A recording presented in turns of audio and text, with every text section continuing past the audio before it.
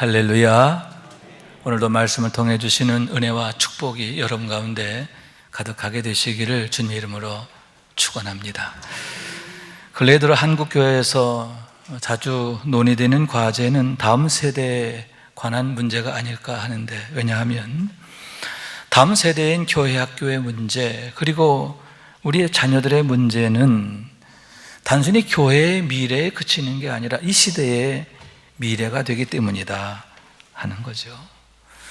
많은 교회 학교가 무너지고 있고, 또 가정에서 자녀들이 신앙으로 세워지지 못하는 그런 안타까운 모습들을 많이 보게 되는데, 그것이 장차 우리 사회에, 이 나라 이 민족에 얼마나 참 안타까운 일이 될 것인가 하는 것이 생각되어지기 때문이다 하는 얘기지요.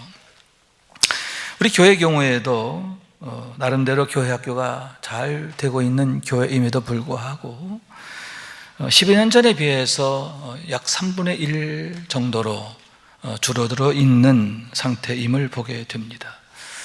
물론 코로나19 상황 때문이기도 하고, 또 이 상황이 좀 안정되면 절반 정도까지는 회복되지 않을까 생각합니다만은, 그럼에도 전에 유치부가 70명 이상 매주 모이고, 또 유년부, 초등부가 각각 100여 명 이상씩 모이고, 또 중고등부 90명, 100명 가까이 모였던 그때에 비한다면 매우 어려워진, 침체된 그런 상황이 아닌가 하게 되는 겁니다.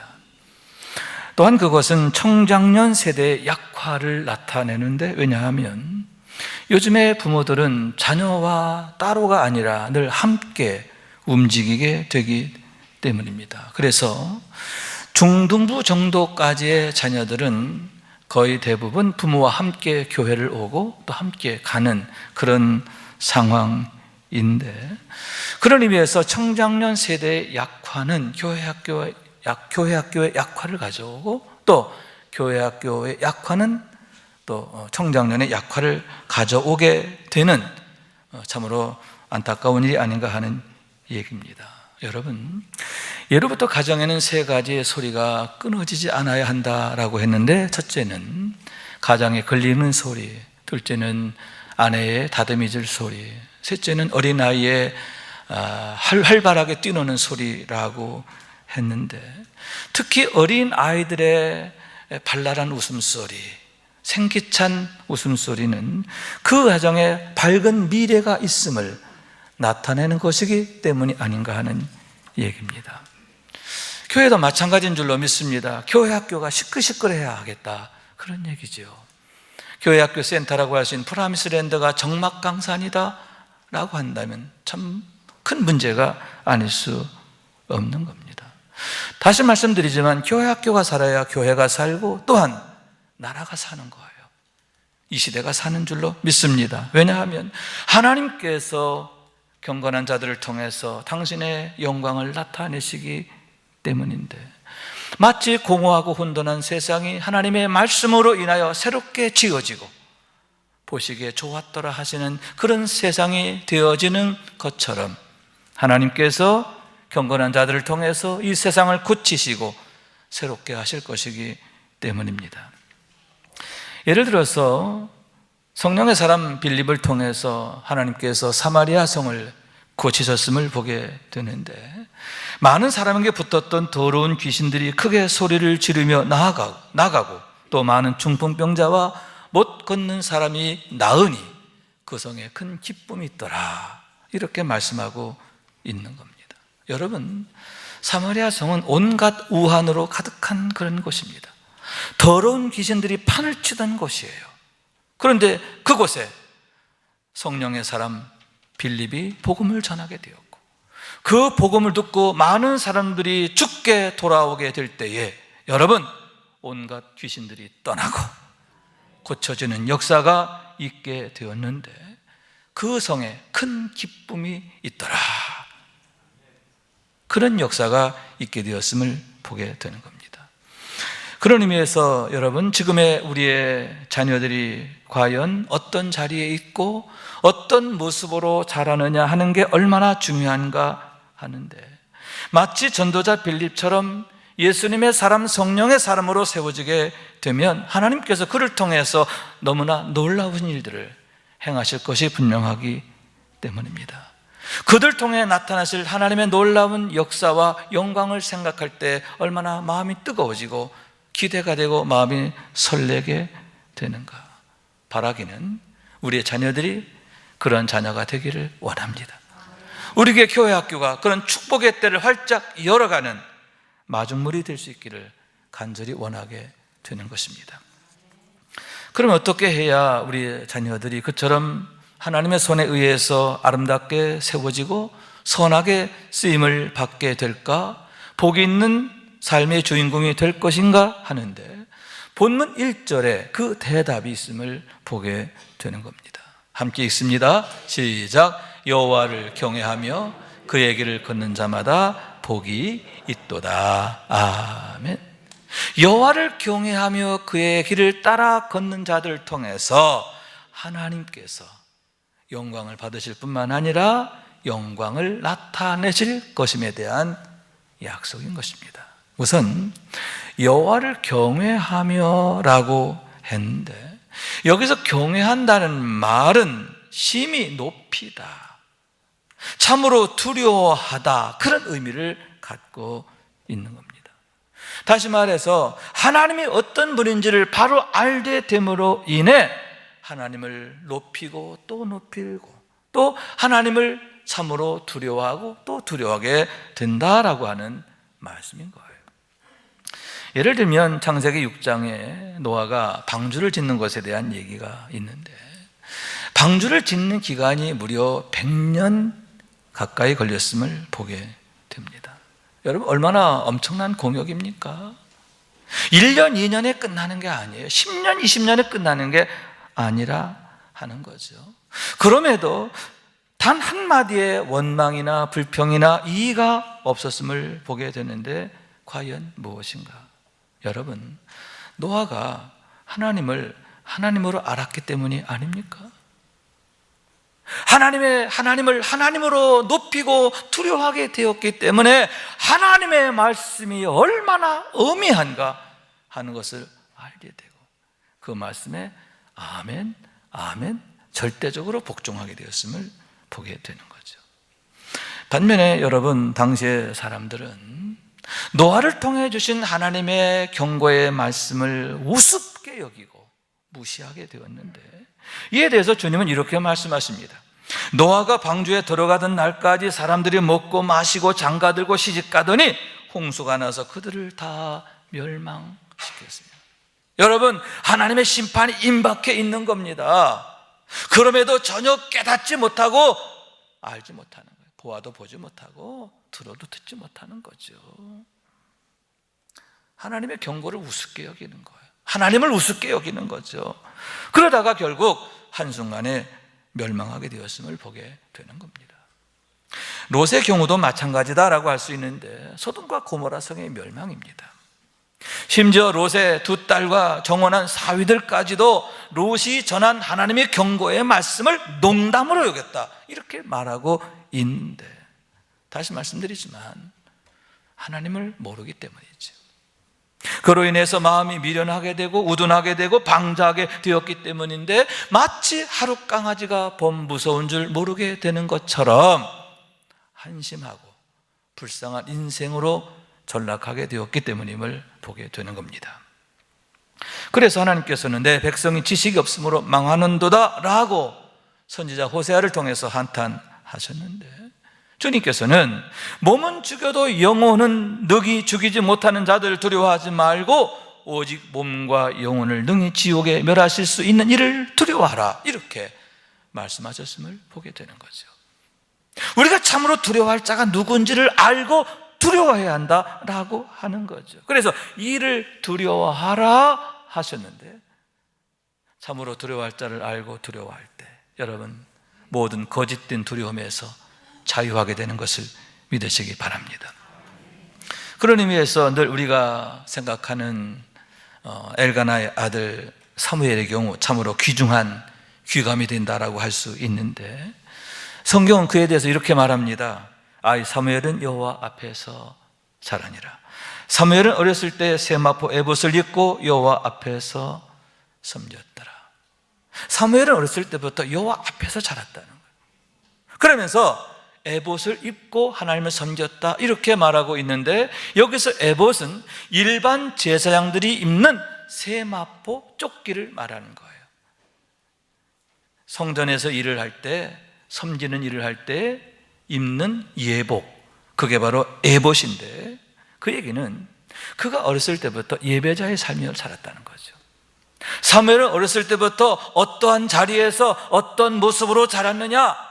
예배자의 모습으로, 예배자의 자리에서 자랐다는 거예요. 그와 더불어 섬기는 삶이었음을 보게 되는데, 어린 나이였음에도 불구하고 성전 구석구석을 날마다 청소하고 또 매일매일 드려진 예배를 위해서 제사장들의 온갖 허드렛 일을 심부름하고 돕게 되었음을 보게 되는 거죠. 그런데 그런 일을 억지로 한 게 아니라 자원함으로, 기쁨으로 하게 되었다라고 하는 거죠. 그랬을 때 여러분 어떻게 됩니까? 아이 사무엘이 점점 자라매 여호와 사람들에게 은총을 더욱 받더라. 아멘. 그가 키가 자라고 몸이 자랄수록 더욱 은총을 받는 거죠. 하나님의 은총을 받을 뿐만 아니라 사람들에게도 칭찬을 받고 고임을 받고 귀 여김을 받고 사랑받게 되었음을 보게 되는 겁니다. 그와 함께 여러분, 사무엘상 3장 19절 20절 말씀인데 우리 함께 읽습니다. 시작. 사무엘이 자라매 여호와께서 그와 함께 계셔서 그의 말이 하나도 땅에 떨어지지 않게 하시니 단에서부터 부엘 새벽까지의 온 이스라엘이 사무엘은 여호와의 선지자로 세우심을 입은 줄을 알았더라. 아멘. 하나님이 사무엘과 함께 하셨다는 거예요. 그래서 그의 말이 하나도 땅에 떨어지지 않게 하셨어요. 그의 말을 하나님이 붙잡아 주시고 지켜주시고 능하게 하신 줄로 믿습니다. 그래서 온 이스라엘이 사무엘은 하나님의 사람이구나, 하나님이 보낸 사람이구나, 저가 전하는 말은 하나님의 심정을 전하는, 하나님의 뜻과 목적을 전하는 하나님의 말씀이구나, 그렇게 듣게 되었을 때 여러분, 하나님을 떠났던 허다한 자들이 죽게 돌아오게 되고 그 백성들이 고침을 받게 된 것을 믿으시기 바랍니다. 그와 더불어 여러분, 비로소 그 땅에 평화가 찾아오게 되는 거죠.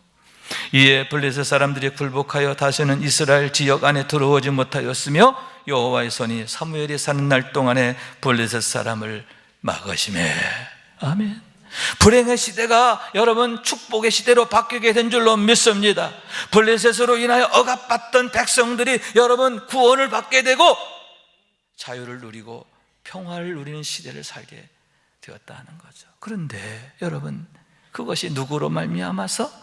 사무엘로 말미암아. 그래서 사무엘이 사는 날 동안에 하나님이 블레셋을 막으셨다라고 하는 거죠. 여러분, 사무엘은 그 시대에 없어서는 안 될 사람인 거예요. 그 시대에 평강을 가져오고 축복을 가져오는 그러한 사람이죠. 얼마나 귀중합니까?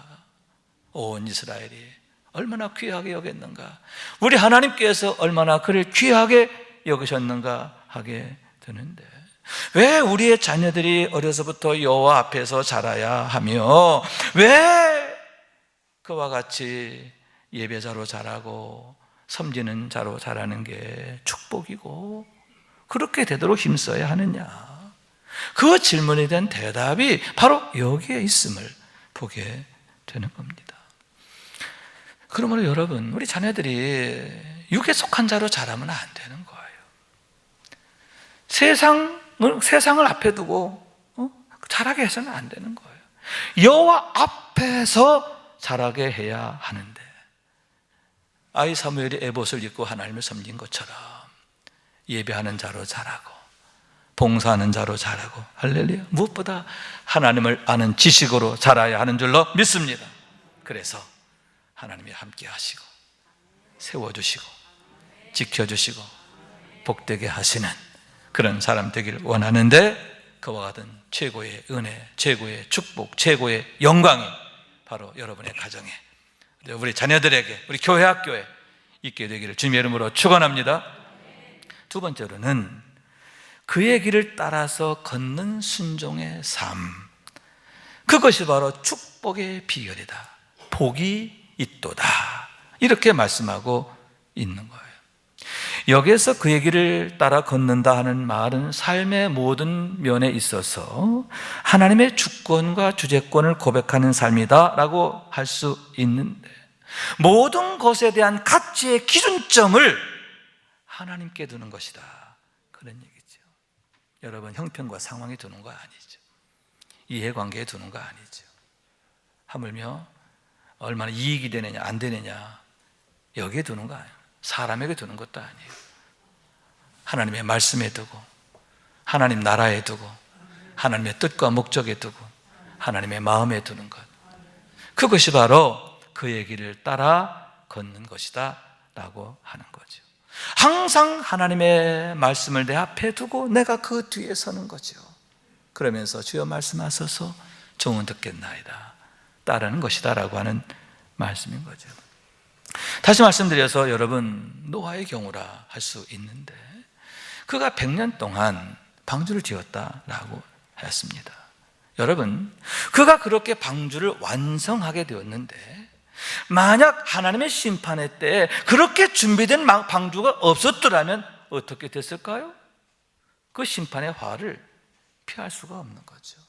그러나 여러분, 100년 동안 묵묵히 하나님의 말씀에 순종하게 된 줄로 믿습니다. 그래서 노아가 방주를 지을 때 여러분, 내 생각, 내 방법, 내 계획으로 하지 않았어요. 철저하게 하나님의 말씀에 따라, 하나님의 방법에 따라 방주를 짓게 되었는데, 그러니까 어떻게 돼요? 그 방주가 말씀이 방주가 된 거예요. 따라요, 말씀이 방주가 되었다. 할렐루야. 말씀이 방주가 된 거예요. 그리고 그 방주는 예수 그리스도의 모형이 되고 예수 그리스도를 예표하게 되었음을 보게 되는 거죠. 어떻게 그와 같은 하나님의 심판을 노아와 그의 가족이 면하게 되었는가? 어떻게 그런 엄연한 심판 가운데서도 그 방주 안에 있는 사람들은 털끝 하나 상하지 않게 되었는가? 바로 그와 같이 말씀에 의해서 말씀대로 지어진 방주이기 때문인 거예요. 하나님이 친히 지으신 거예요. 하나님이 친히 예비하게 하신 거예요.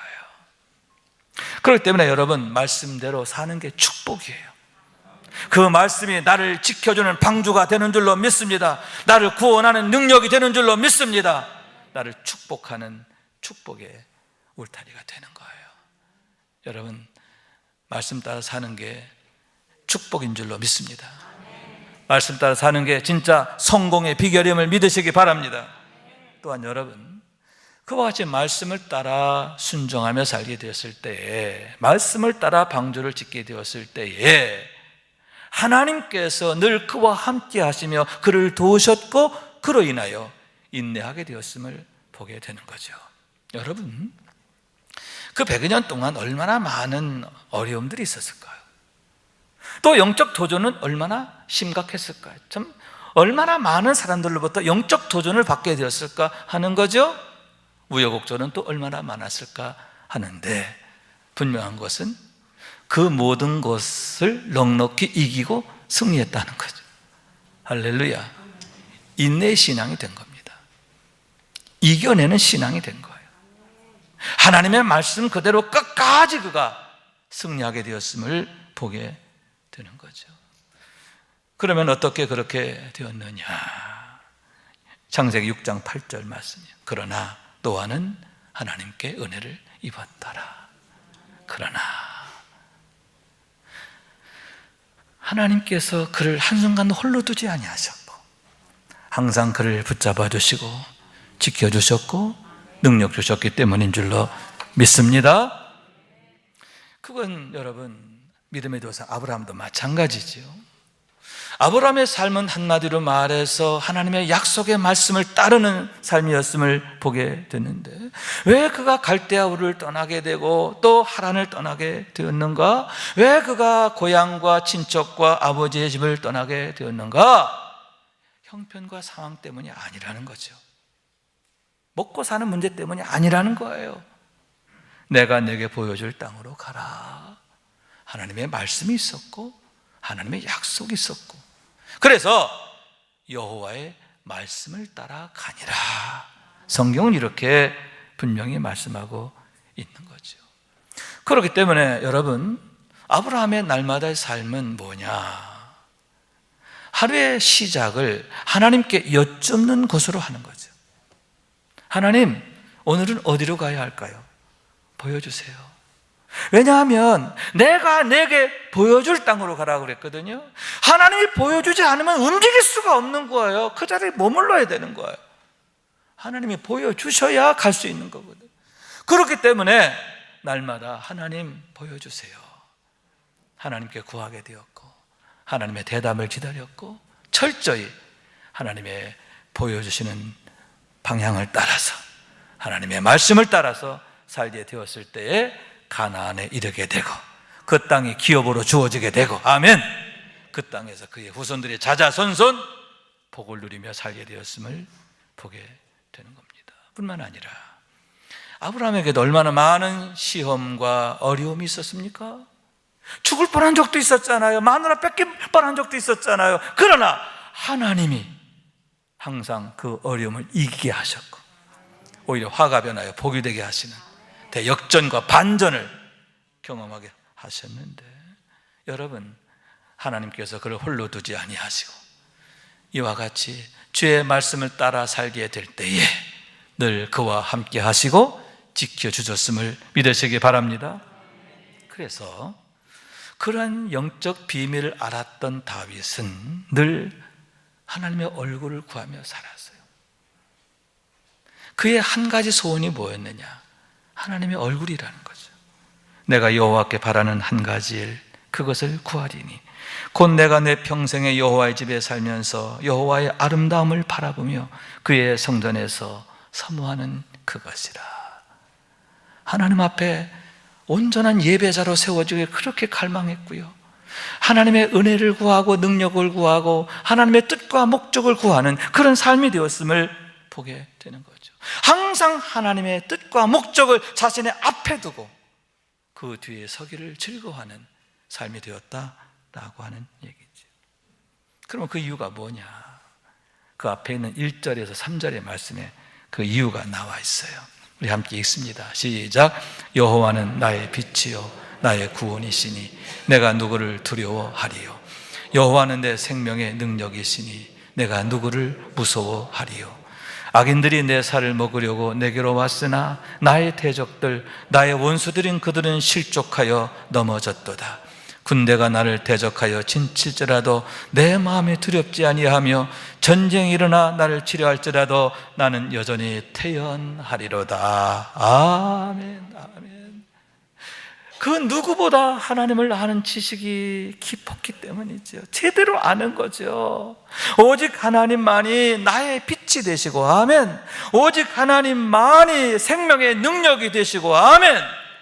오직 하나님만이 나를 온갖 우환과 질고에서 건져주시고 형통케 하시는 분이심을 알았기 때문에, 하나님이 나와 함께 하시면 그 누구도 나를 쓰러뜨릴 수 없게 된다는 것을 알았기 때문에 나는 한 가지를 구한다. 사람을 구하지도 않고 명예를 구하지도 않고 권세를 구하지도 않고 오직 하나님의 얼굴만을 구하는 거죠. 하나님의 은혜만을 구하는 거예요. 하나님이 나를 사랑하시는 것, 그것만을 사모했음을 보게 되는 거죠.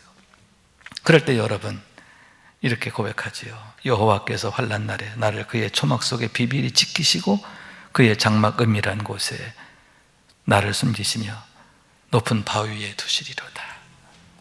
생생한 그의 간증이에요. 그의 삶은 간증거리로 가득한 그런 삶이 되었음을 보게 되는 거죠.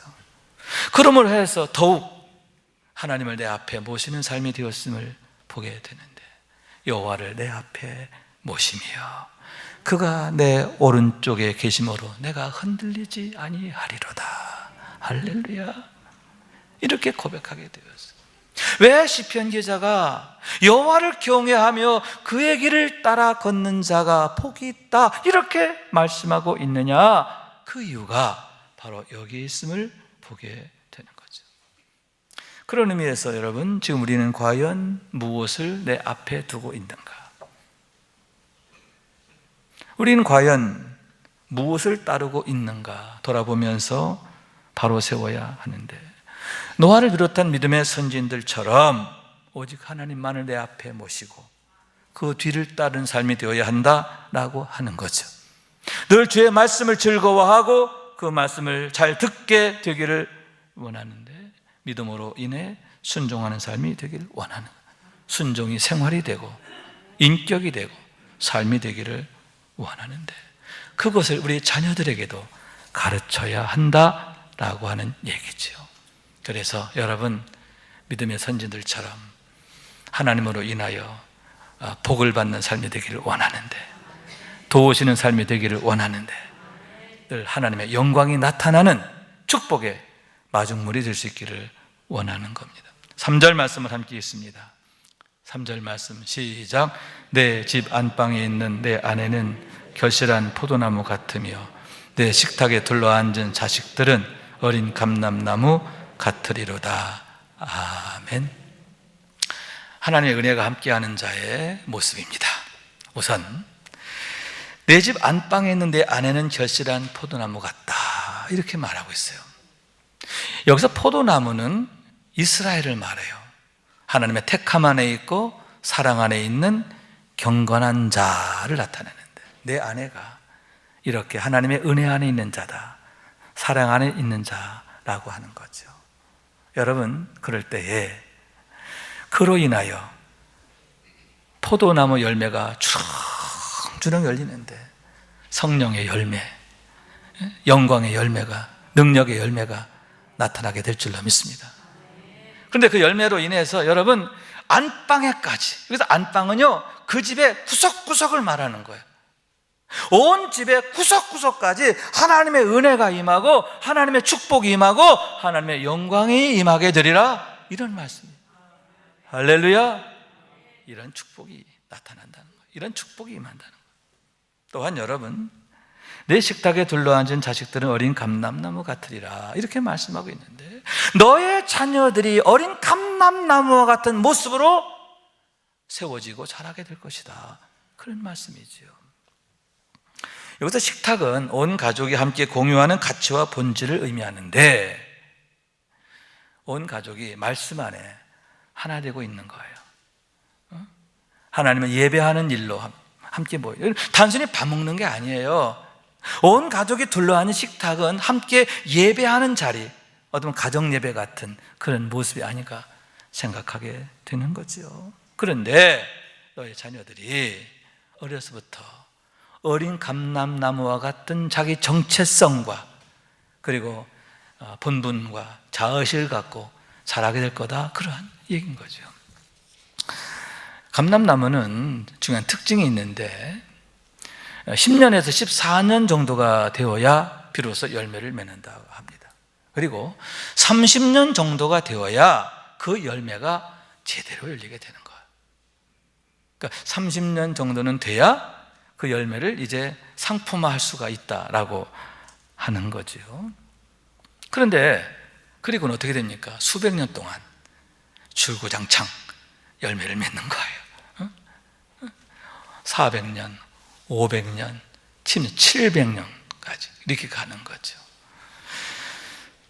그래서 거기서 맺은 그 열매, 이 감람나무의 열매를 통해서 감람유를 추출하게 되는, 올리브유죠.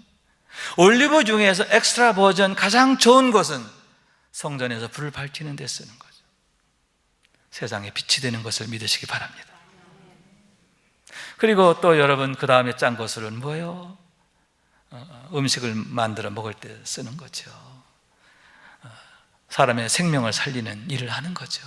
우리 건강하게 하는 거예요. 그러면서 세 번째는 뭐냐? 마지막 짠 기름을 가지고는 환자를 치료하는 데 쓰는 거예요. 병자에게 바르면서 기도하고 낫게 되는 줄로 믿습니다. 세상을 고치고 살리는 능력이 되는 줄로 믿습니다. 그런데 우리 자녀들이 어린 감람나무로 자라서 장차 그렇게 될 것이다 라고 하는 거죠. 하나님의 그런 영광을 나타내실 거라는 거예요.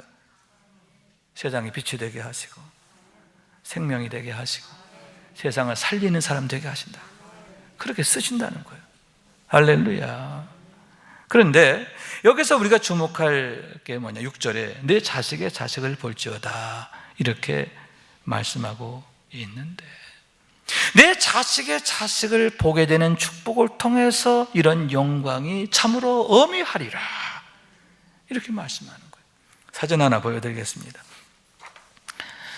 아주 오래된 그런 올리브나무의 모습인데 최소한 700년에서 1000년 가까이 된 그런 나무예요. 겟세마네 동산에 지금 현존하고 있는 올리브 나무입니다. 그런데 올리브 나무는 중요한 특징이 하나 있어요. 그게 뭐냐면 이 나무가 500년 또는 700년 되면 고목이 돼요. 그럼 죽는 게 아니라 그 안에서 새로운 싹이 나오는 거예요. 그러면 그 나무가 자라서 어떻게 돼요?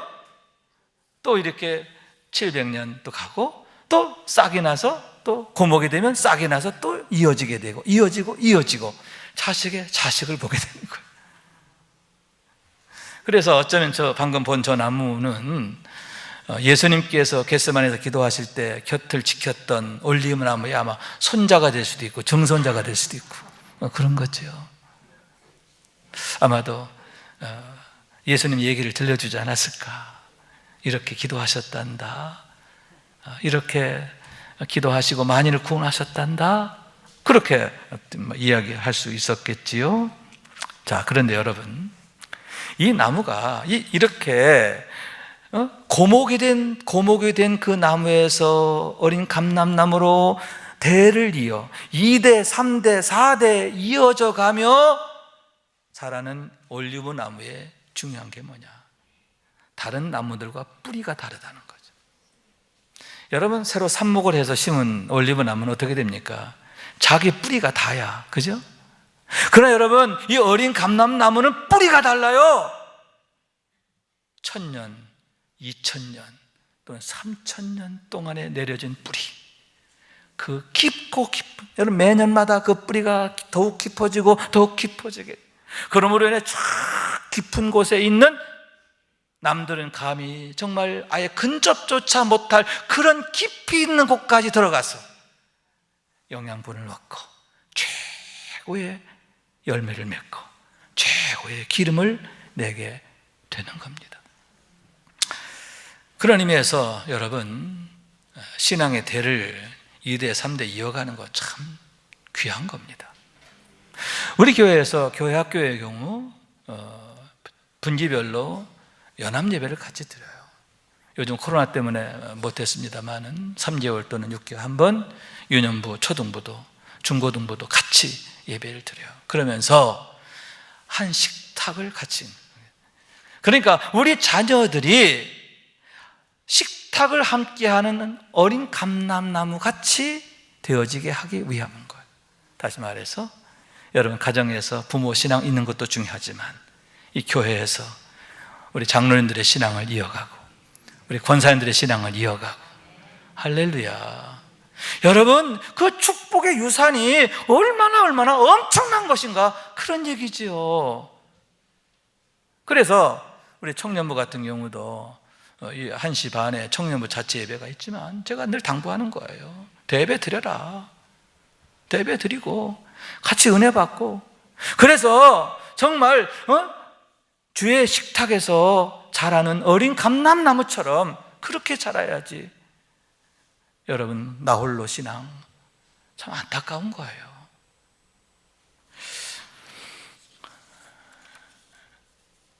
조상들의 믿음을 이어받아서 이렇게 깊은 뿌리로부터 영적 영양분을 공급받고 열매를 맺게 될 때 그게 얼마나 놀라운 일이 될까. 참 가슴 설레는 일 아닙니까? 가슴 뜨겁게 되는 게 아닙니까? 장차 저들이 자라서 맺는 열매들은 차원이 다른 게 아닙니까? 그런 놀라운 축복이 있기 때문에 여러분, 축복 중에 축복이 뭐냐? 식탁의 축복인 거예요.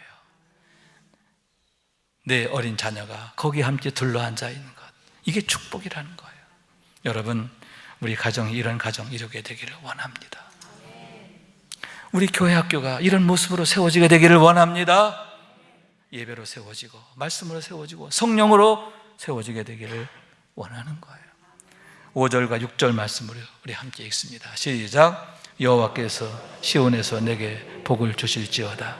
너는 평생에 예루살렘의 번영을 보며 내 자식의 자식을 볼지어다. 이스라엘에게 평강이 있을지로다. 아멘. 기가 막히죠? 너는 평생 예루살렘의 번영을 보리라. 내 자식의 자식을 보리라. 이스라엘에게 평강이 있을지로다. 여러분, 이런 은혜와 축복과 영광이 여러분의 가정과 여러분의 자녀들과 또 여러분의 기도하는 모든 것들 가운데 가득하시기를 원합니다. 그래서 여호와를 경외하며 그의 길을 따라 걷는 자에게 주시는 하나님의 축복의 모델들이 되고 또 그런 축복과 영광을 온 세상에 드러내는 주인공들 될 수 있기를 주님의 이름으로 축원합니다. 말씀 생각하면서 기도하는 마음으로 찬양합니다. 하나님의 음성을 듣고자 기도하면, 하나님의 음성을 듣고자 기도하면 귀를 기울이고 나의 기도를 들어주신다네. 깊은 웅덩이와 수렁에서 끌어주시고